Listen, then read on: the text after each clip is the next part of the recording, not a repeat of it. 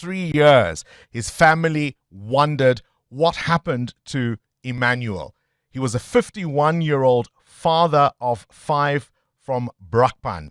And then details emerged at the Madlanga Commission of Inquiry. You remember when Witness D said he and other Ekurhuleni Metro Police Department police officers were forced to dump the body of the suspect in a dam? He was found a day later with his car keys and his driver's license still in his pocket. Marius van der Merwe, of course, was brutally murdered last week outside his family home, implicated himself in that evidence and spoke only of the suspect. But for the Mbense family, they finally had answers to what had happened to their Emmanuel. And so they've approached AfriForum's private prosecutions unit to try and get answers from authorities whom they say have continued to look the other way. The communications for the unit is Barry Bateman, who's a familiar voice on this station. Barry, it's always a pleasure to chat to you. Thank you for your time. Yeah, only a pleasure, Bongani. Good morning. Talk to me about the details surrounding this case. The Mbense family approached your unit after van der Merwe's testimony. What were their main concerns and why did they come to your office? So van der Merwe testified on the morning of 14 November. And, just to give it back there, for 3 years, the Mbense family has been asking first the SAPS and then IPID for answers on what's happening in the case. And they were simply told that arrests are imminent. Arrests they're coming. Things are happening. But that never happened. They had very little communication with IPID. Then on the morning of 14 November, an IPID investigator called Mr. Mbense's brother and said, details are going to emerge. And they witnessed and they heard for the first time the details of how this man was tortured, murdered, and dumped in a dam. It was then clearly they were fed up that they got hold of our office. And 4 days later, on 18 November, we had our first consultation with the family and we took on the case. What they're asking for, and there's 2 things that we've written to IPID about.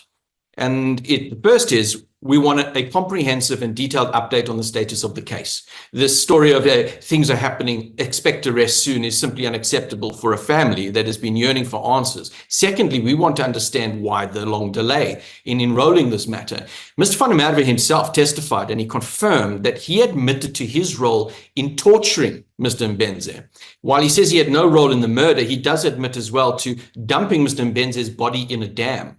So you had a 204 witness who also did a pointing out. He testified himself that in early 2023 already, he took investigators and the police from the LCRC, the record center and the forensics, not only to the house, but to the dam where the body was dumped. So they had all of this evidence. But here we sit. The case is no further, and we demand an explanation for why that matter was not enrolled. I'd imagine there are some questions to be raised here about IPID and delays and other authorities, as they've just pointed out, because after all this time, why would a case like this not be enrolled in court, and what might that mean for public trust? You're absolutely right, Bongani. It's deeply concerning. And this aspect of having a 204 witness that was on the scene directly implicates other parties and implicates himself in this most heinous crime, and the police don't act immediately. I mean, there's a lot of talk about the safety of witnesses. Well, if the police or IPID had reacted soon, the matter would have been heard in a process within the criminal justice system. The accused, possibly the 204, would appear in court, and the court then, through the prosecutors and the court itself, would be empowered to exercise its authority in terms of the various legislation to ensure the safety of witnesses of all parties related to the criminal proceedings. Unfortunately, that didn't happen. So we need to get an understanding of why this. Sorry, go for it. No, I was going to say, what are the next steps? I mean, can the NPA still try and take this matter away from AfriForum's private prosecutions unit? What are the next steps? Well, let's be clear here. We are representing the family to try and get answers from IPID. We are not close to the stage of proposing a private prosecution. This matter is still with IPID. The matter needs to be presented, or it might have already be presented to a prosecutor in order to enroll it so that the NPA can proceed with the case. All right, appreciate your time. Barry Bateman, there's the communications manager for AfriForum's private Prosecution's unit. What does it say to you that the Mbense family ultimately had to turn to AfriForum to try and get the answers?